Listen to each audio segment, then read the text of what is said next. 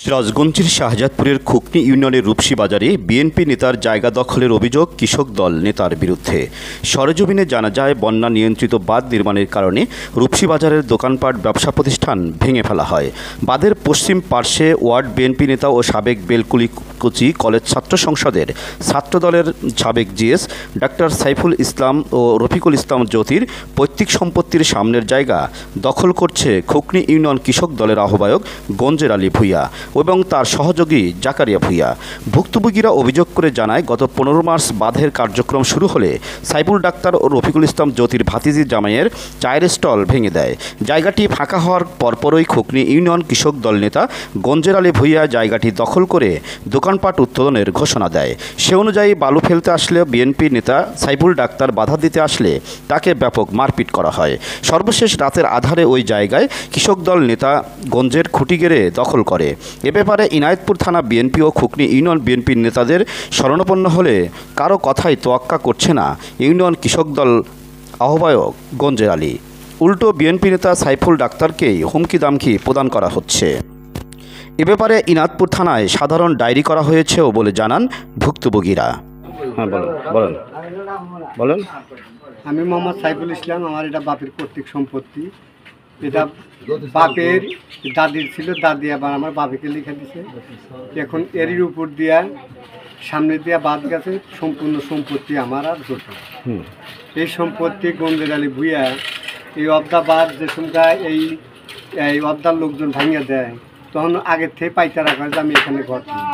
ওই অবদার চলাকালীন অবস্থায় অবদার লোকের সাথে মিল মহব্বতে থাইকা উনি যে সংখ্যায় ভাঙিয়ে দিচ্ছে, তখন এই আমার জায়গার পর এসে খুঁটি গাছে খুঁটি গাইরে আমি তখন ঠেকাইতে গেলাম।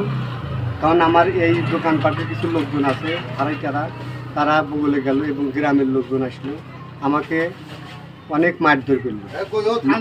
হ্যাঁ, আমি থানা বিএনপির ইউনিয়ন বিএনপির লোকজনের কাছে গেছিলাম এবং ওয়ার্ডের নেতা কর্মী বিএনপির নেতা এবং এই মজনুবিয়ার কাছে আমি গেছিলাম। ওরা কিচ্ছু মানে না মেনে আমাকে আমার 1000 টাকা দামের একটা চশমা ভেঙে আলা দিল আর আমাকে অনেকটি ঘুষি দিল। আমার 2টা চোখই অপারেশন করা।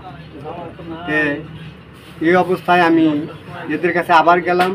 এরা বলল যে আবার বল যে হয়তো ও সরে নাকি না সইরা। ওই রাত্রেই প্রায় আনুমানিক প্রায় 1টা-2টার দিকে ছুটিগুলা আঁকা বাঁকা স্ত্রী। আপনার নাম কি বলেন? রফিকুল ইসলাম জ্যোতি। আচ্ছা, হ্যাঁ, আপনার নাম? আমার নাম পলি। আচ্ছা, বলেন।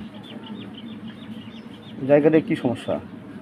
জায়গাটার সমস্যা মনে করেন জামাইগো ছিল, বাস্তি যায় বসা ছিলেন, তার ঘর ভেঙে দিছে, এখন ব্যাগ দখল করে রেখে দিলাম।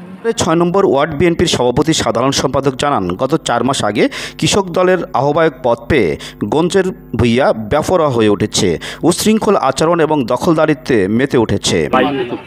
এই জায়গাটা হচ্ছে জ্যোতি আর সাইফুল ডাক্তারের। তো তেনারা বললো, তাদের কই তারা এ কথা গুরুত্ব দেয় না, কয় দূর হে জায়গা কিসের জায়গা, আমরা মাটি ফেলাইতেছি, অবদার জায়গা আমরা দখল করবো। হ্যাঁ, তারপরেও তো কয়েছে যে দখল করতেছে।